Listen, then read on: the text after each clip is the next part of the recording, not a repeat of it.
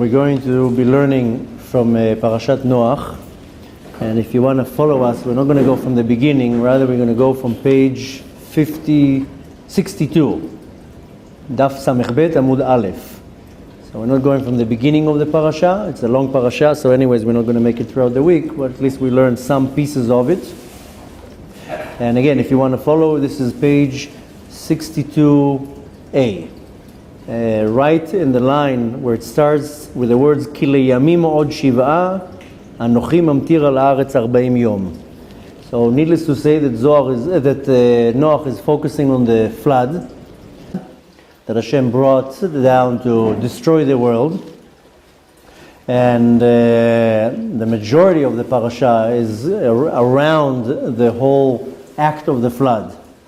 Now there is a line in the parasha that, if you remember, last week's parasha, Hashem already saw how one generation after the other it's becoming worse and worse and worse.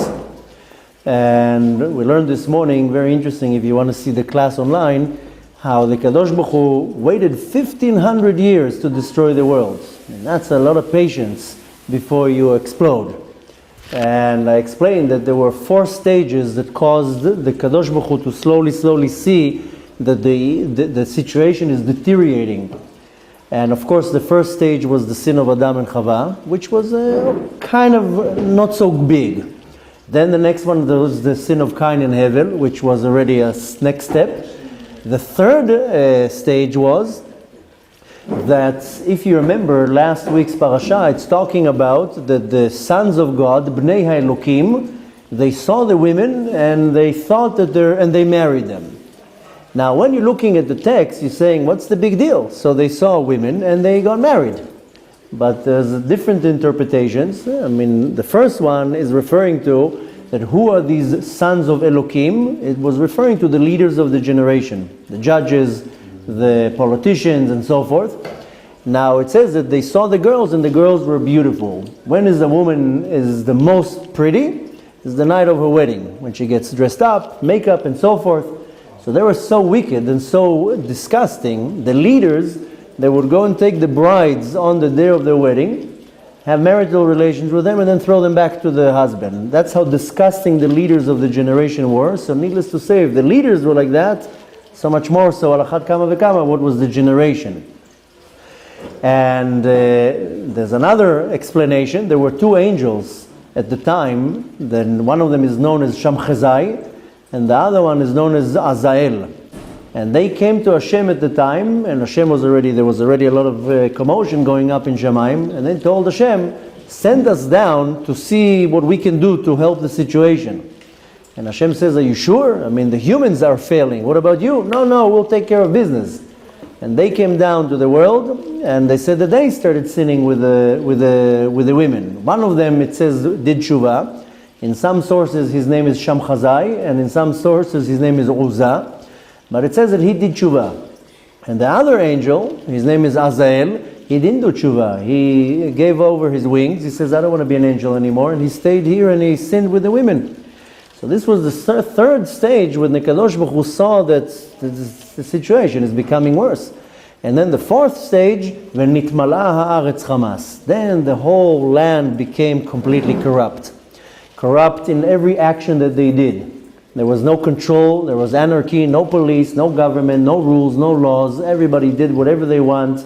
And this is called Hamas. Hamas is also in one way a destruction, and another way of looking at Hamas is Gezel, is stealing. The Midrash says that they went so low, they would steal things that had no value, just for the sake of stealing and taking. And then at some point Hashem said, I had it up to here, I have to completely destroy the world. And then, of course, comes the story that he took Noach. He started a warning, and there was a long warning. Noach took a long time to build the sukkah. But then it comes to a pasuk that we find in our parasha, that Hashem told Noach, okay, that's it. You finished the ark, we're ready to go. And in 7 days, I'm going to bring them a bull. The verse goes, Ki leyamim od shiv'a anochi mamtir al haaretz. In 7 days, that's what Hashem is telling Noach, in 7 days I'm starting the rain. And what would be the rain? 40 yom ו-40 laila. The rain will come for 40 days and 40 nights. And that's how the beginning of the flood. If you remember, if you already read part of the parasha, I'm sure you did it last year, that it says, Rashi says that Noach himself was not so believing. He was ktanei emunah. Noach also was like, and it says the water came up to his knees, and he still didn't want to go into the teva. Till the Kadosh Baruch Hu sent already everybody to start attacking, and then the Rashi says there were bears and lions surrounding the teva, not letting anybody coming in. But nevertheless, we're going to focus now a little bit about the verse that it says, in 7 days I'm starting the rain. And the Zohar says, Rabbi Yehuda Amar. It says, Rabbi Yehuda said, but he said it in a form of a question. Hanei 40 yom ו40 laila. Why did the rain come for 40 days? Why not for 39 days? Why not for 1 day? Why not for 50 days? Why did the rain come down for 40 days and 40 nights? My avidataiho. Why that it says 40 days and 40 nights? Just says 40 days. So he's presenting two questions. First of all, why 40 days? Why not 32? And not only that, why is the Torah going out of its way to say 40 days and 40 nights? Just say 40 days. I'll figure out that it's 40 nights too. I mean, you don't have to be such a genius here. On this pasuk, Rashi says 40 days were corresponding to the time that it takes for the embryo to develop. And why specifically that? He says, "Shekilkelu la'atriach leyotzram letzur tzur mamzerim." They damaged. I mean, they caused a lot of mamzerim. They took married women, even though there wasn't really the laws of marriage, but nevertheless, this is one of the 7 laws of Noach. If you remember, the 7 laws of Noach, they're called 7 laws of Noach because 6 of them were given before the flood, and the 7th was given to Noach when he came out of the ark. And one of them is to establish marital relations. It's to not to just take whatever you want from the market. So they used to do mamzerim, Hashem Erechem. They used to take women that are married and have marital relations with them. Rashi says because they damaged the embryo while it was already still in the form, in the time of forming, so as corresponding to that was 40 days. This is what Rashi says.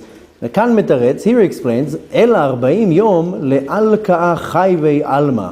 These 40 days were corresponding to the 40 lashes that one gets when they do a sin.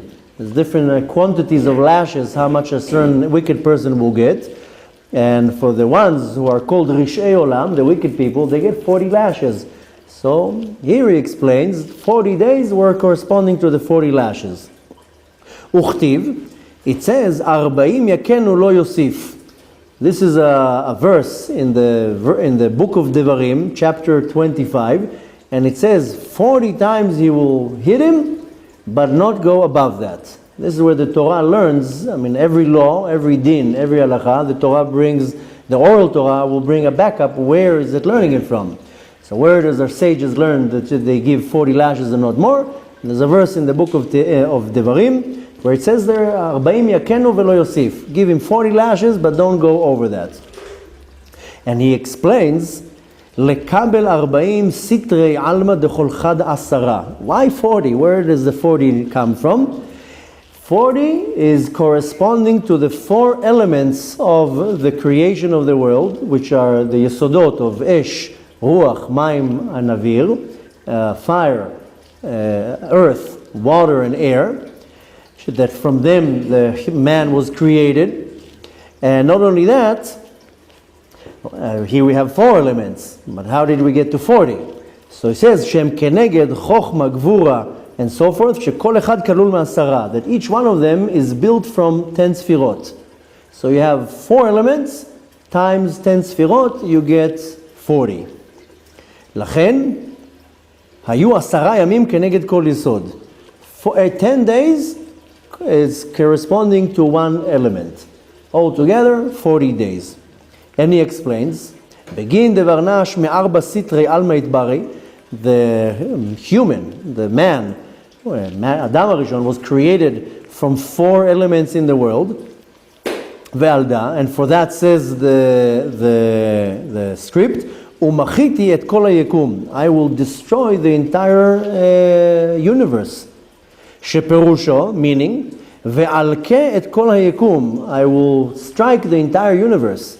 This comes to teach us that not only the world was under a flood, the entire universe was under some type of ongoing situation. When we know how did Hashem do the flood, He moved one planet, and the one movement of one planet caused the entire solar system to be messed up, and it messed up the how do you say, the weather, and that's caused the floods. So that goes to show us that one planet moves 1 centimeter, either we freeze or we burn.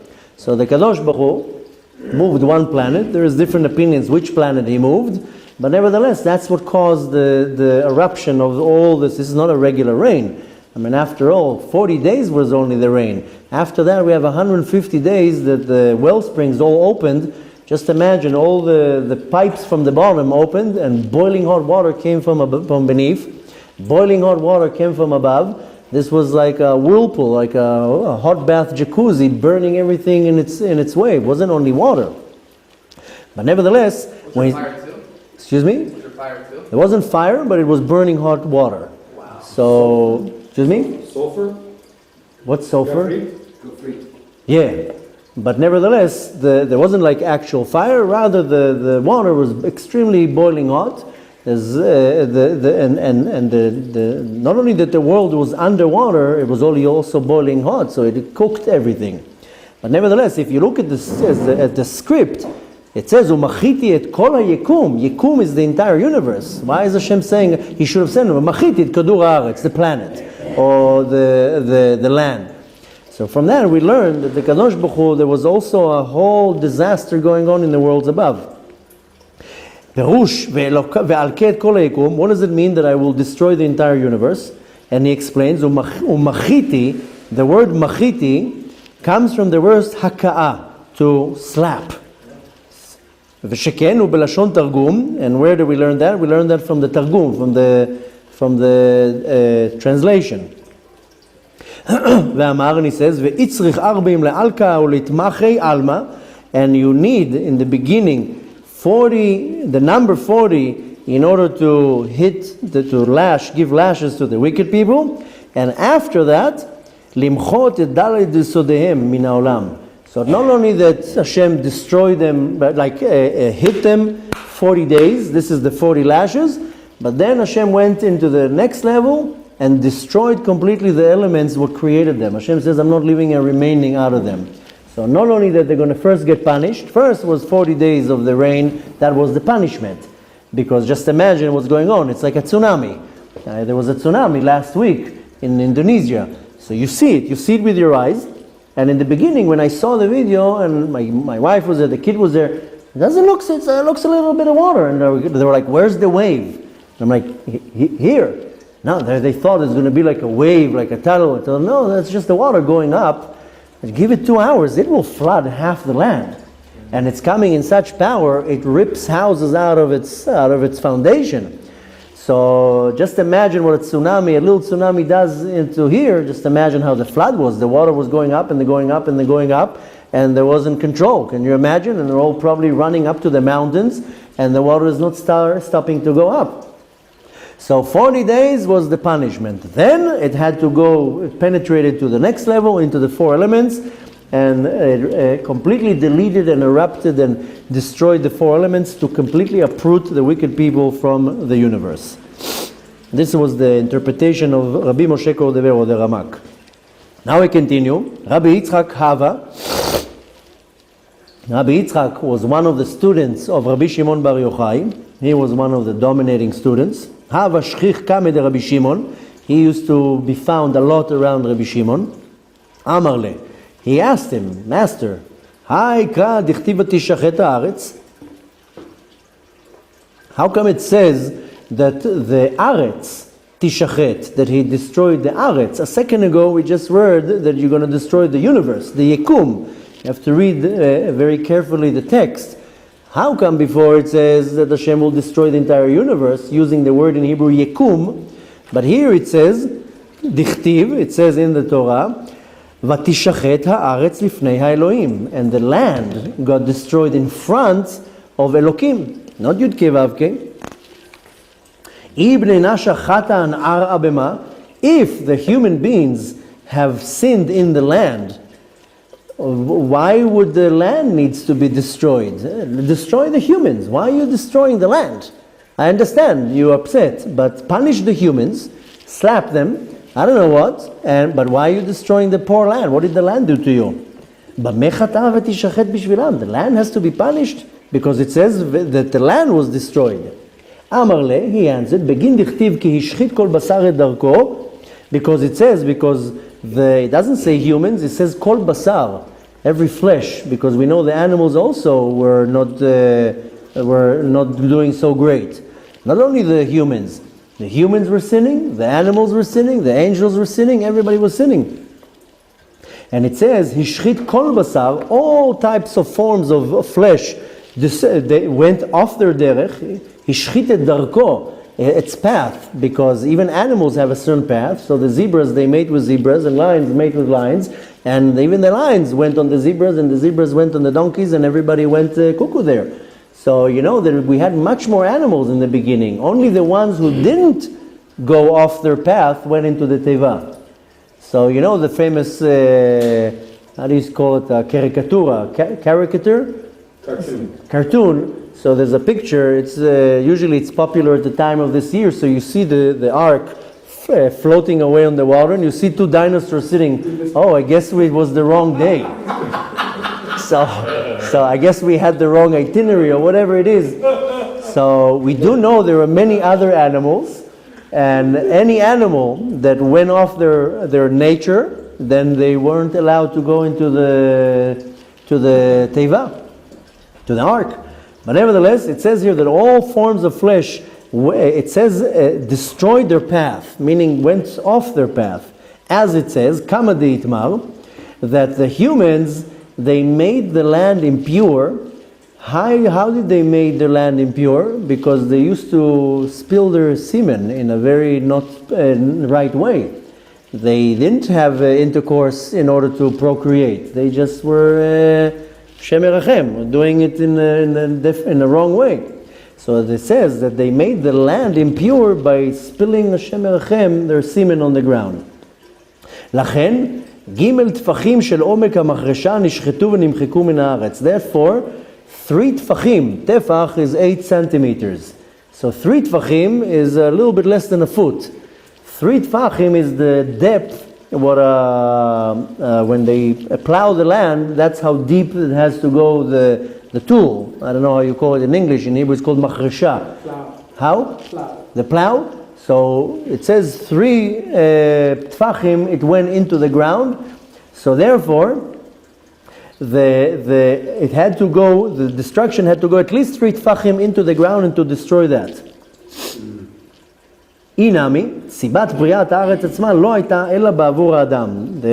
Nevertheless, the reason why the land was created was only for the man. It wasn't created for anything else. Since the land was created for man, and how do we know the land was created for man? The Navi, the prophet Yeshayahu, in chapter 45, he says, Anochi asiti eretz ve'adam alea barati. This is a verse from the prophet. And it says, I have done a land, I have created land, and on that I created a human. That it means, Shelo nivra haaretz kim ba'avur adam. From that we learned that the world was created only for man. Excuse me. V'achar shenishchet ha'ikar, hatafel nigar imo. Since the main part is being destroyed, then what is secondary to the main part has to be destroyed with it. And that's what it says, kegav nada, in the same way it says, vatitama haaretz, va'efkod avona alea. This can be found not in this parasha, rather in the book of Vayikra, in chapter 18, that it says, and the land became impure, va'efkod avona, and I will punish the land too. even though the land, what did the land do? I'm just here. But nevertheless, since the land got impure, then the sin penetrated into the land, and the land also has to be punished here. Even here, when you're looking at that verse in the book of Vayikra, it's not so, doesn't make so much sense. Ela, Bnei Adam chatu, the humans sinned, and now you're punishing the land. That doesn't make much sense. Veitema, and if you say, I bnei nasha chatan ar abama, if you say the humans, they sin, what did the land do? Why are you punishing the land? What did the land sin here? Ela ikara de ar bnei nasha inun, since the main part is the humans, ve'inun mechablin ara, and they damage themselves, by default they damage the ground too. Ar ait chabalat, then the land also gets damaged. Haaretz memela nishchetet. Ukra ochach, and the verse that we learn proves, dichtiv, as it says, vayar Elokim et haaretz vehine nishchata. This is a clear verse in our parasha. Hashem saw that the land became impure and they completely destroyed the land. And he explains why the land went sour. And he says, Ki hishchit kol basar et darko al haaretz, because the flesh, the humans, the animals and so forth, they destroyed their path. By default, it made the land also rotten. Now, since the humans are the main part of the land, hem ha'ikar, v'im hem ishchitu darkam, gam haaretz nishchata b'chataam. Since the humans are the main part, whatever they do, they destroy also the land. Now he continues and he says, Tachaze, come and see, kol chetoi devarnash kulhu chabulata dile talyan b'tshuva. Come and see that all the sins that the man does, he also does a blemish. When I do a sin down here, not only that I'm blemishing the body, I'm blemishing with what I did the sin to, not only that I also do a blemish in the world above. So any sin that I do in this world, it's not only going on the body or whatever I sinned with, I have to understand that there's also a blemish in the world above, and everything now is dependent on my tshuva, even the sin above. V'cheta de oshi de zara, and the sin of a person spilling the semen, al ar'a, on the land, u'mechabla arche ve'apik zara al ara. Sorry, I read the line. Again, the sin of a person spilling the semen, al ara, and on the land, and he's destroying his path, ve'apik zara al ara, and he spills, so to say, the semen on the land. It doesn't have to be physically on the land. It just means it's not going to a place of kedusha. And this was one of their most severe sins at the time. Mechabile u'machbil ara. Since it's making the person mushchad, making the person impure, then it's also affecting the land that he's standing on. Ve'alei aktiv, and on that it says, Nechtam avonech lefanai. This is a verse from the prophet Yirmiyahu in chapter 2, that it says, your sin is nechtam, means I have your sin made a stain in front of me. So when I do a certain sin, I cause a stain, a blemish. And this is backed up by a verse from Yirmiyahu, when it says when you do a sin, then the result from that is a blemish. Don't think that it just disappears from the universe. Since we do that as a human, then whatever we affect, whenever we sin, it's affecting everything around us. And it says, Uchtiv, Be lo al tomar chafetz resha ata, lo yegurcha ra. There's a verse, we actually learned that now in Tishrei. There's a verse in Tehillim chapter 5, and it's verse 5. And it says, Ki lo al tomar chafetz ra ata lo yegurcha ra. Don't say that I'm not, I don't desire anything bad, but as long as you do bad, anything that around you gets affected. Perush, what does that really mean? Hachoteh bezera levatala, a person who sins with spilling the semen not in the right way, nikrara, he's called an evil person. ולא יוכל להיכנס במחיצתו של הקדוש ברוך הוא. And he can't stand next to the קדוש ברוך הוא. Why? Because he's considered a wicked person. בר בתשובה סגי, unless the person does tshuva, you do tshuva, then no problem. But this is not a simple tshuva. This is not a simple sin. The tshuva has to be tshuva gdola, דהיינו בתשובה מעבר. It has to be real tshuva and tshuva from love, not tshuva from fear. There are two levels in tshuva. There's different sources call it in a different way. One will call it tshuva ma'ava and tshuva me'ira, tshuva from love and tshuva from fear. The Zohar calls it tshuva ila'a and tshuva tata'a, a high level tshuva, a lower level tshuva. But nevertheless, we're looking here at the premium, at the gold version. It's not the easy tshuva, it's a very hard tshuva. Uchtiv. Where do we learn this from? We're going to learn this from very soon in a few parashot. It says, Vayehi er bechor Yehuda ra be'enei Hashem. If you remember, there's the whole story with Yosef HaTzadik. We're going to get to that very soon. It's around the corner. And then suddenly, in the middle of the story, there's a detour, and it's talking about Yehuda going and meeting Tamar, and he has sons, and they sin, and you know the whole story. And why did Hashem punish them? Because they didn't want to get their wives pregnant. And was the first son.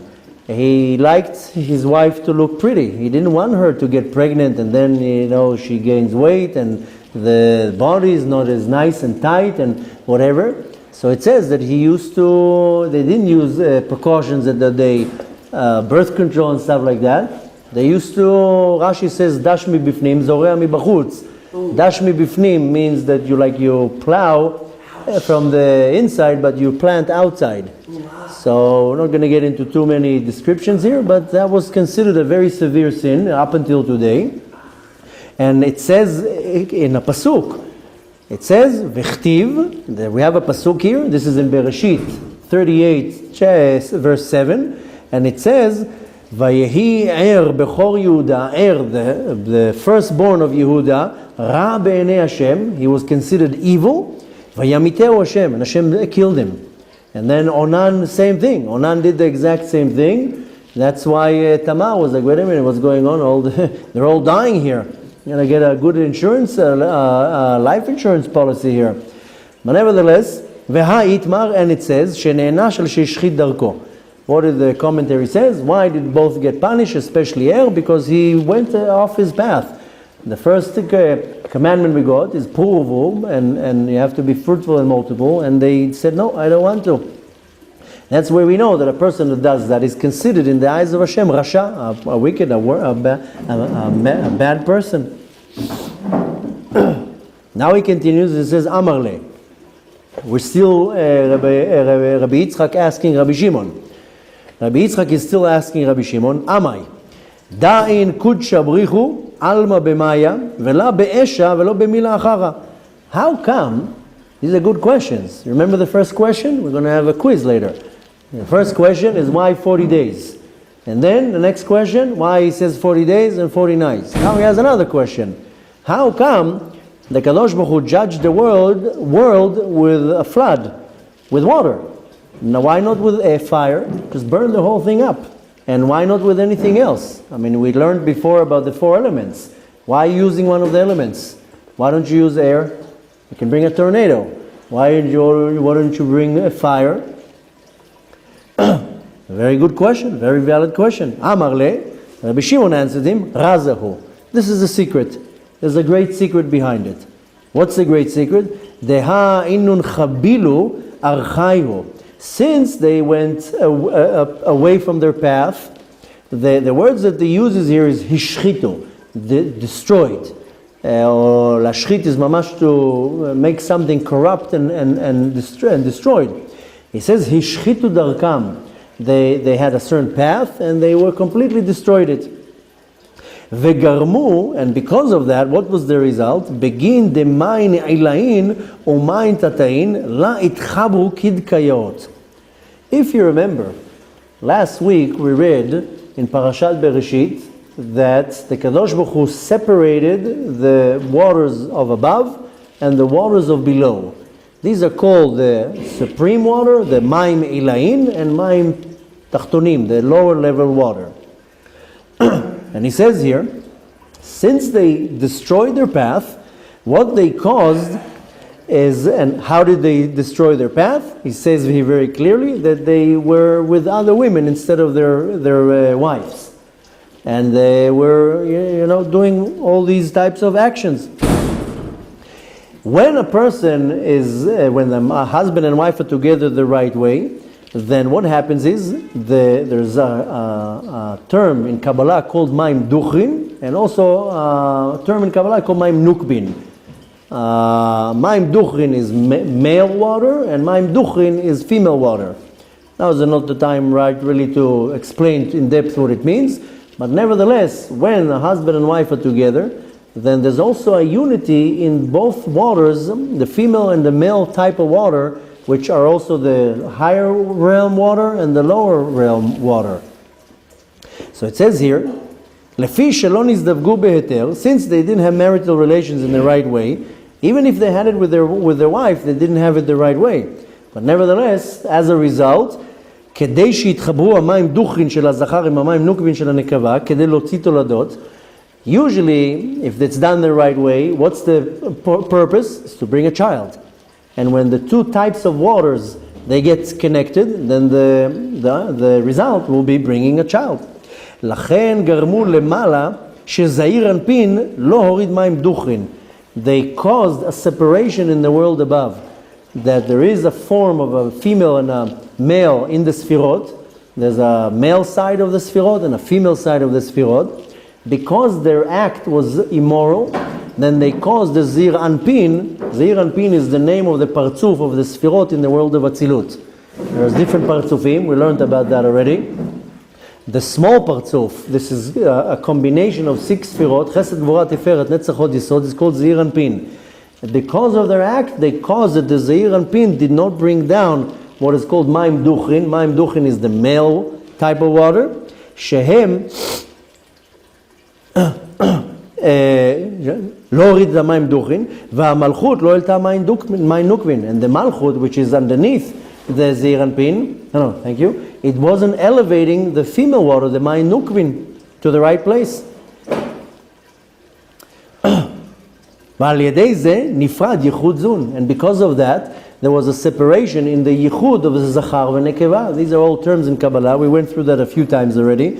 Zachar means male, nekeva means female, and there's every act that we do in this world, you see in many type of the sidurim, before they do a prayer or a mitzvah, they say L'shem yichud kudsha b'richu shchinte, for the sake of the unity between the Kadosh Baruch Hu and the Shekhinah. This is called yichud zun, the unity between the female and the male. Since they went away from their path, then they also caused the separation in the world above. Now we have a little side note. It says, Man ilen main ilain bina. The root of the maim duchrin, the male water, comes from the sphere of bina. Umain tata'in malchut, the maim nukbin, the female water, they are placed in the sphere of malchut, and they get elevated. Olim al yedei ha'ma'asim hatovim shel hatachtonim. When I do a positive action, I do a mitzvah, an act of kindness, I learn Torah, I elevate this water from the sphere of Malchut, I elevate it to its source. What's the source of the Malchut? Is Bina. We know there are 2 mothers, we're going to learn about them very soon, Rachel and Leah. Leah is corresponding to the sphere of Bina, she's called Ima Ila'ah, the supreme mother, the above mother, and there's a Ima Tata'ah, lower mother, that's Leah, that's Rachel. When I do an act of kindness, I'm elevating a certain energy, and it's called Maim Nukbin. Vehem Hei Ila'ah Vehei Tata'ah. I just explained that this is 2 Sfirot Bina and Malchut, but we also have 2 Heim that correspond to these Sfirot. The first Hei of Hashem's name, you have a Yud and then a Hei, and then a Vav and then another Hei. So the first Hei is called Hei Ila'ah, the higher Hei, and Hei Tata'ah is the lower Hei. Bina and Malchut.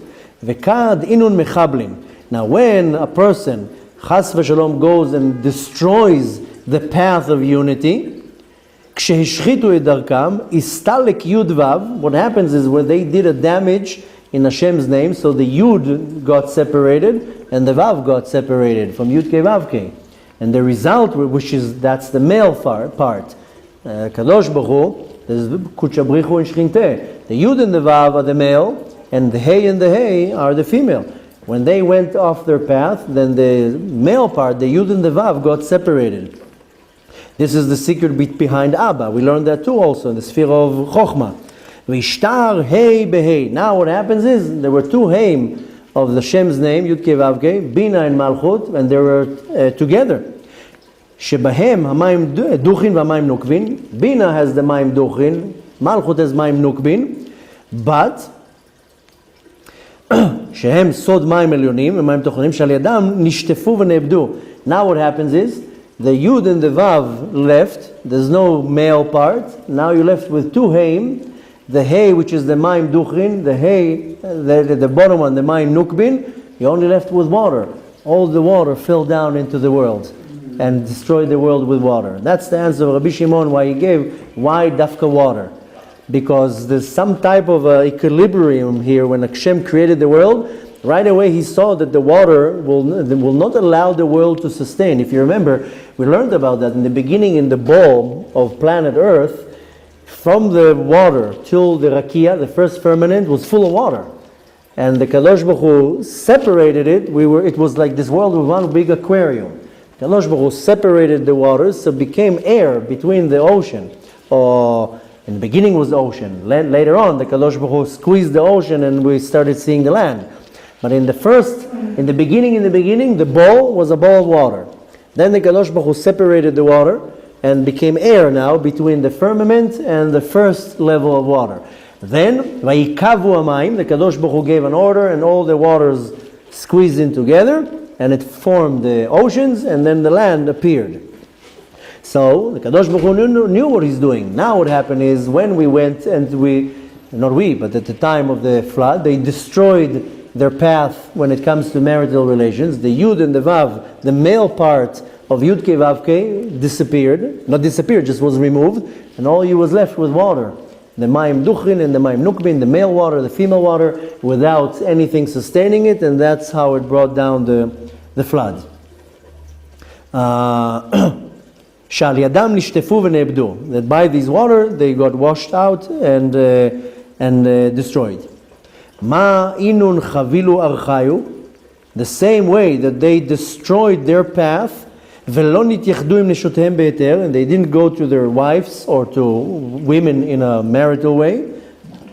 Kegav nada ma'in duchin v'nukbin lo itchabru. The same way that they didn't go to their wives the right way, then the female water and the male water, they didn't get connected the right way. So it caused the destruction in the world above. This is called Lo nitchabru lemala besod yichud zon. There wasn't a connection in the world above.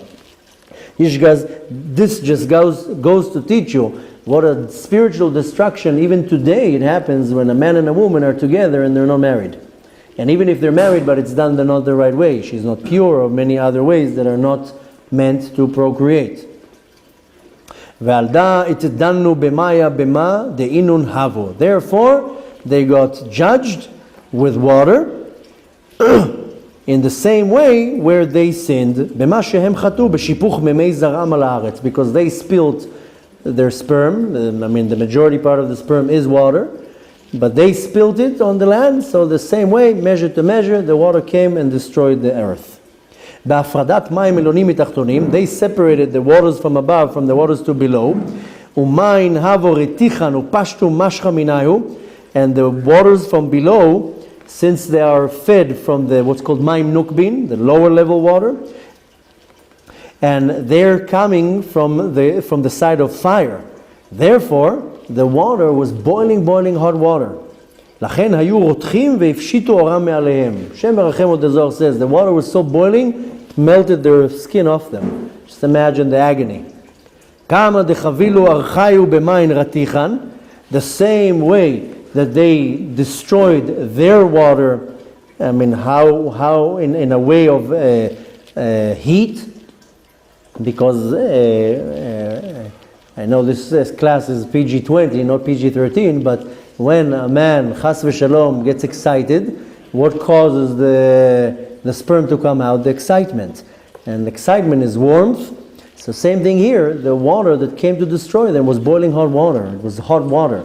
Besides the fact that he says here that the maim nukbin, the female water, bivchinat gimel rishonot, that this is coming from the element of fire. So the water was already mixed with fire, and that's why the water was boiling hot. And this is equivalent to also, again, spilling the semen. Dina lekabel dina, this is a measure per measure, measure per measure. As our sages say in the Talmud, in Sanhedrin, page Kufchet 108, Berotchin kilkilu, berotchin nidonu. They destroyed, they demolished, and they sinned with heat, so they also got judged with heat, with hot water. Hadaud ichtiv, as it says in the pasuk, nivkeu kol ma'ayanot tehom rabba. All the well springs they broke. They, underneath the surface is a lot of water.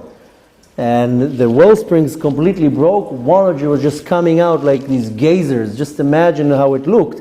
Like I'm opening the holes from the bottom. Water just came from the bottom. And boiling hot water.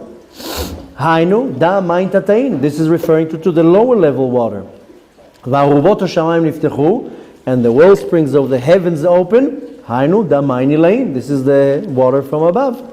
Main ilain v'tatain, the below water and above water, hem hayu keneged aman ve'amad. They were corresponding to the maim duchin and maim nukbin. Maybe what we should do, maybe quickly tomorrow, before we continue tomorrow, we'll do a very quick explanation. Again, what is this maim duchin, maim nukbin, the higher level water and the lower level water? Because I see some of the faces are like not following 100%. So remind me tomorrow, before we start the class, because anyways we're going to continue, what does this mean, the water above and the water below? But nevertheless, since there are water below in the world above, and the water above in the world above, this corresponds to the world below here. Since they damaged both of them, then that's how they got judged, with the water from above and the water from below in this world below. We're going to continue here, and Be'ezrat Hashem will continue tomorrow. We'll do a very quick explanation. Why? What does this mean, the water below and the water above? And Be'ezrat Hashem will continue from where we are tomorrow and continue. There's some more questions brought by other Tanaim, and we'll continue and learning a little bit more about the flood. רבי חנניה בן הקשיא אומר, רצה הקדוש ברוך הוא לזכות את ישראל, לפיכך הרבה להם תורה ומצוות, שנאמר, אדוני חפץ למען צדקו, ויגדיל תורה ויאדיר.